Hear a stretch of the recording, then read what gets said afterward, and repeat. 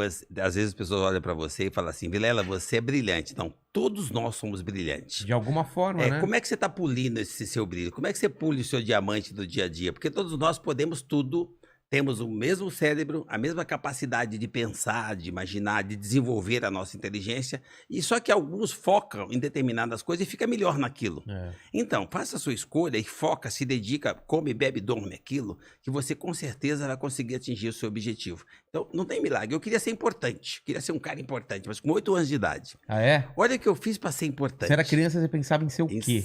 ser importante. É? A minha O mãe... que era ser importante pra você? Era... Alguém que cuida, que todo mundo fica em volta e se reverencia, tipo assim, acha você admirável. Ah, entendi. Eu via essa imagem na minha mãe. Minha mãe era Ah, essa é? empreendedora. Ela não sabia ler nem escrever, mas ela pegava resto de feira e dividia com os vizinhos. Ela já cuidava dos vizinhos. Eu achava que aquilo era um poder enorme. Toda a favela se reverenciava a minha mãe. Minha mãe cuidava de todos. E a minha mãe era uma figura que todos os lugares ela era atendida de A a Z, desde da vizinha do lado até o prefeito. O carisma, aquela pessoa poderosa. E eu queria ser poderoso como a minha mãe. Era um exemplo. Ela me fortalecia, conseguia cuidar e conduzir 8 filhos. Caramba. Morando numa favela. E eu queria ter aquele poder que a minha mãe tinha. Quando a minha mãe faleceu, eu tinha 7 anos e meio. E eu falei, como é que eu vou fazer agora para poder deixar o legado que a minha mãe deixou? Porque para mim, minha mãe é imortal. Porque para mim, morre só quem é esquecido. Como a minha mãe não foi esquecida, para mim ela é permanente. É imortal. Mas na época, como foi isso pra você? Com 7 anos e meio? Olha, a minha mãe me ensinou uma coisa muito forte, Vilela.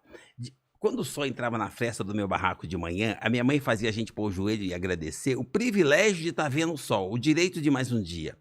Quando ela faleceu, eu estava tão forte nos meus valores que eu entendi que o recado dela era para a gente valorizar o tempo, que o tempo acaba. É. E eu entendi que o tempo da minha mãe acabou e eu não sofri.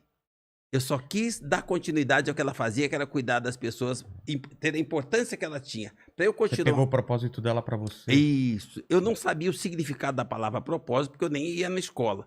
Mas eu entendi que eu queria ter o poder da minha mãe. Olha onde é que eu fui buscar o poder. Eu arrumei um trabalho com 8 anos de idade para ensacar carvão. E com o dinheiro que eu ensacava carvão, eu trabalhava 12 horas por dia, porque minha mãe sempre me ensinou que o dia tem 24 horas. Ninguém precisa mais que 8 para dormir. Então eu sabia que sobrava 16. É. E eu trabalhava 12 horas ensacando carvão com 8 anos, e eu não achava que era exploração, que era trabalho escravo. Eu achava que era a oportunidade de eu ser importante, de eu buscar o meu grau de importância. Com aquilo eu conseguia ganhar um pouco mais de meio salário. Mas olha que interessante, eu pegava o meu meio salário, levava para casa e eu conseguia pôr na mesa café com leite e pão com manteiga. Porque o papai só conseguia arroz com feijão e o ovo porque a gente tinha uma galinha. Ah, é? Mas eu era o cara que complementava e conseguia pôr na mesa café da manhã, sendo o filho mais novo de 8 irmãos. Aquilo me dava um grau de importância, eu me sentia o máximo. E aquilo para mim virou propósito.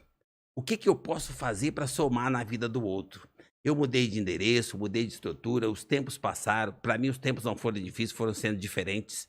E o meu propósito continua o mesmo. Todos os dias eu saio de manhã com um propósito muito claro. De saber o que hoje eu posso fazer para fazer a diferença a partir de mim, cuidando de mim, e em seguida o que eu posso fazer para somar.